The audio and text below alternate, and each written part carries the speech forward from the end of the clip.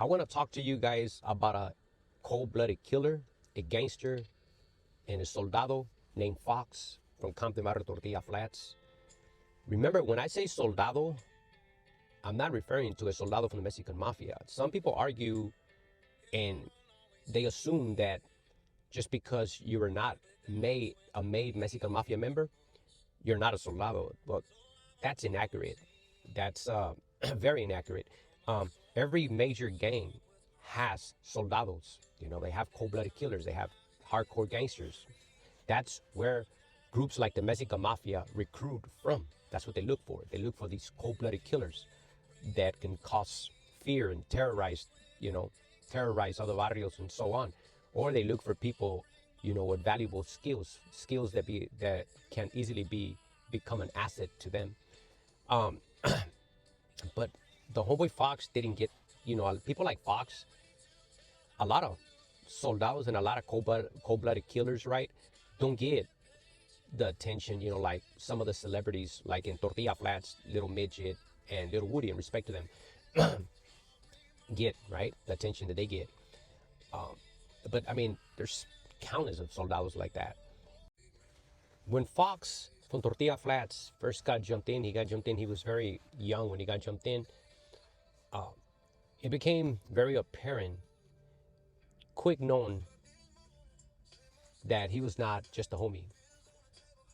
He was a game banger, a soldier, a gangster. Um, he was the kind of homie who always had a strap on him, very often, and get in shootouts, especially like on Magnolia. Now, Magnolia was not a regular street. For you guys who are not familiar with that, Magnolia was a dope street. And Magnolia was not the street, even though sometimes we did it, but Magnolia was not a street that you was going to go over there and just hang out. No. If you were going to be in Magnolia, you had to be ready with your finger on the trigger. That's where I was shot 3 times at. And that's where a lot of homies have been killed, shot, or where a lot of enemies have been killed and shot at while attempting, to do drive-bys and while doing drive-bys or while in shootouts. I would talk more about that later, but Magnolia, a lot of don't know, Pump Block really had Magnolia, and it was a lot of Pump Blocks there. But Tortilla Flats ended up burning some of the houses, some of the big buildings, just burning them. The buildings of the Pump Blocks, they would just set them on fire and burn them, right? And some of these, Fox had something to do with it, right? I know it's crazy, right?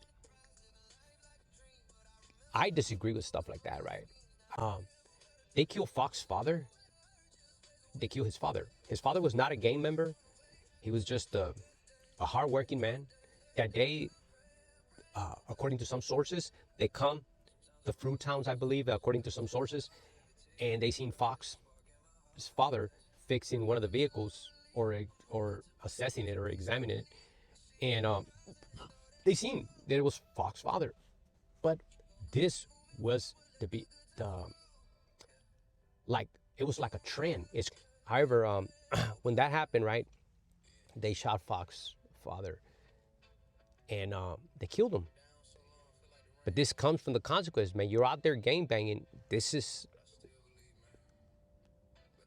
a lot of the stuff that happens, you know. If you're out there gang banging, you think you're untouchable. Look, people, a lot of times people see your family, they'll get your family. Um, Me, that's why I cut all ties with my family, man. I'm dead to my family. They're dead to me because I'm freeing myself. Yeah, I know some of you guys might, oh, that's cold, That's not. I have a calling from God. Bottom line, that time when that happened, Fox went from a soldado to someone possessed with a demon. He had no remorse. Nothing mattered to him no more. Nothing.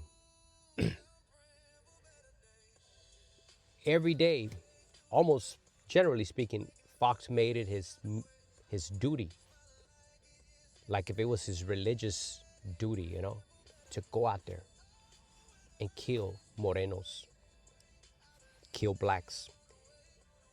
According to him, he didn't care. He said they did it to his father, he was going to do it to others, right?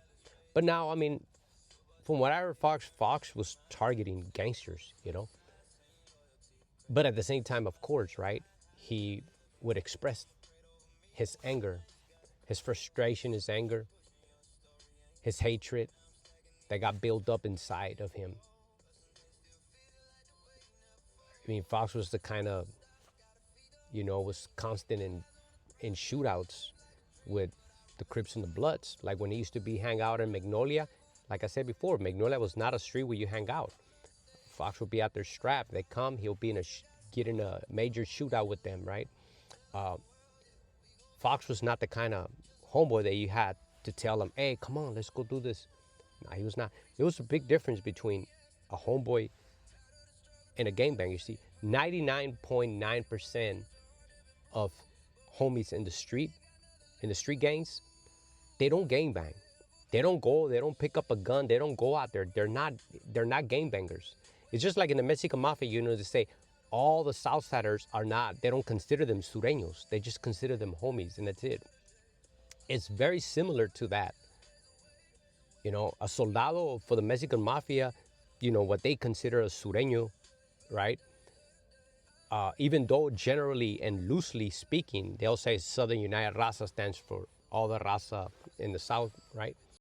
But, it's more than just that, right? And now I'm not going to try to act like I know everything about the Mexican Mafia, right? Because I don't, guys. I don't. I was a homie, but I was very observative, and I was a recruiter. And of course, I knew Mexican Mafia members and stuff like that, right? But personally, I would try to avoid them in all respect to them, right? Because I already knew what time it was. I was dedicated to my barrio. I banged for my barrio, However, of course, as time went by, my heart started changing. And I believe it has a lot to do because of that spirituality. Once that spirituality enters your heart, you are no longer the same person. You deal with things in a different way. And I personally took Fox to church. I would take him to church. Matter of fact, I introduced Fox to his baby's mother, who was part of the church. So I would try to do whatever I could, right? But when they killed Fox's father, it was hard to get anywhere into him. One time he explained to me, he was talking to me, right? Just chatting with me. And he was telling me about one of his war stories.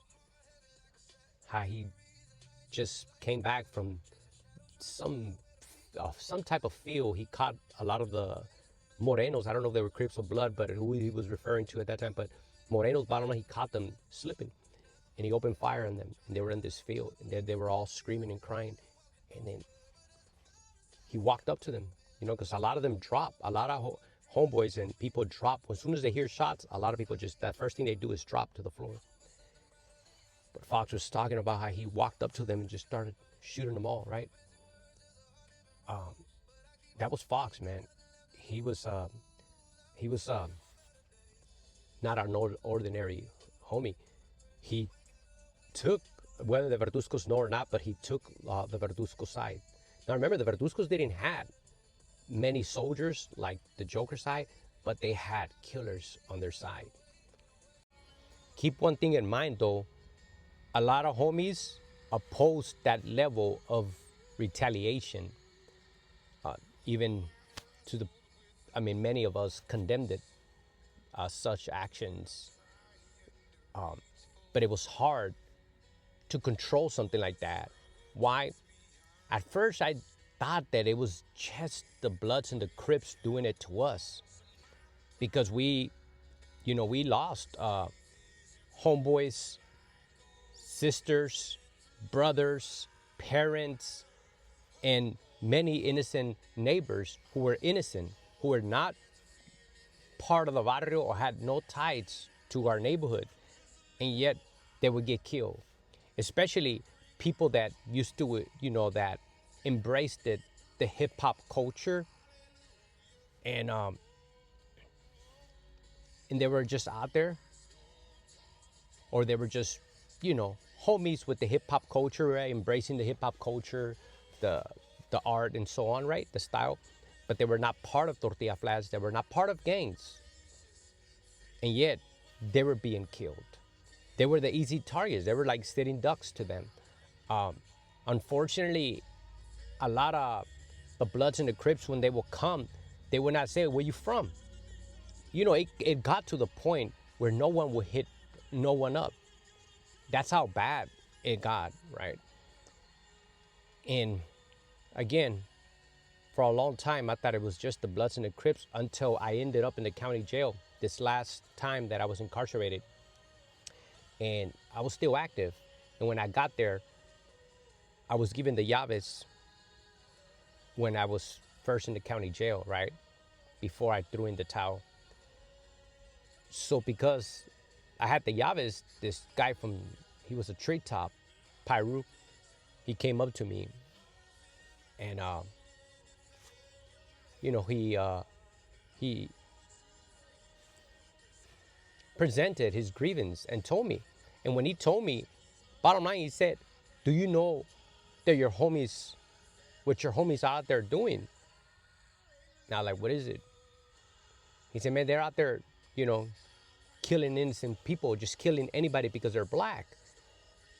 And man, when he said that, I was shocked. I was like, like I seen the devil or something. I'm like, what? I'm like, damn. I'm like, man, I thought it was only you guys doing that. That's exactly what I told him. It just got too out of control, man. It was something that it was hard to try to control. I mean, what are you gonna tell a homeboy, right, who just lost his father, especially when his father was executed, or his sister or his little brother were executed? Many people on both sides, lost family members, parents, sisters, brothers, neighbors, friends, over those wars. I mean, like I was saying earlier, many other apartments of the Palma Block apartments were set on fire. They were set on fire to move the Crips and the Bloods out of there. Like apartments, especially apartments that used to be their dope spots, they were set on fire. You would go through Magnolia and you would see those buildings set on fire. And they would come also too, the Crips and the Bloods will come and do, actually the Crips will come and do the same thing, because that was Palma Block that we were going at it against. But remember, it was not just a lot of the gangs, unlike Tortilla Flats, a lot of the gangs, like the Crips and the Bloods, they had allies. They had, they were more into allies, right? Like the Palma Blocks, a lot of the, other blocks would come together. And even the Bloods and the Crips. You guys got to remember the trademark of Tortilla Flats is to get along with nobody. And I know it's crazy, but it's not, they do, ironically speaking, they do have allies, but very often they don't last with those allies because of their belief. They don't trust people. They don't trust no one. And I mean, it was way harder when I got in Tortilla Flats. It was way harder to get in Tortilla Flats. They would not just jump you in. There were the requirements, the standards were way higher. But when we started the recruitment of Tortilla Flats became so big. It was hard, to control the homies. from fighting each other, from the power struggles begin. And there you have Fox too. You know, Fox was, again, like I said, he was one of the main homies who had the Verduzco's family side, who had the Verduzco's family back. Whether the Verduzcos fully acknowledged that, yes or no, don't know.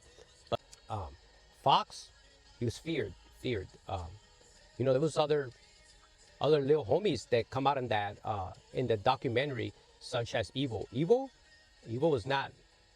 That was just not a name. He lived up to his name, Evil. Evil.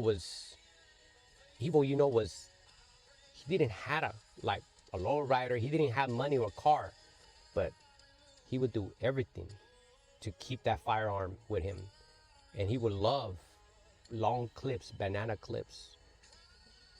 Evil. Now, Evil was evil.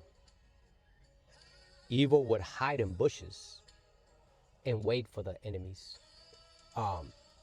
Evil, you guys see him in the documentary, he's real quiet, right? Like they say that it's always the quiet ones to some big extent, and that was Evil. But you want that life? For those who, wow, I want to be like that, it has consequences, man. For example, Evil was, I believe it was Magnolia. He was caught on Magnolia. He was kicking at Magnolia. I believe he was high that day. He was high. You know, you get high, that's the biggest mistake you can make when you're out there, you know, pulling the trigger and you're one of the main ones putting in work, going on rampage. Because Evil and Fox, they were on rampages practically every day, on rampages. That was like their religious duty to them, to go out there, you know, and kill. And but remember one thing: the wars between Tortilla Flats families did not get started when Big Chucky was killed, allegedly by Midget and Woody. There was already skirmishes going on, and that has a lot to do because of how big the barrio, you know, grew.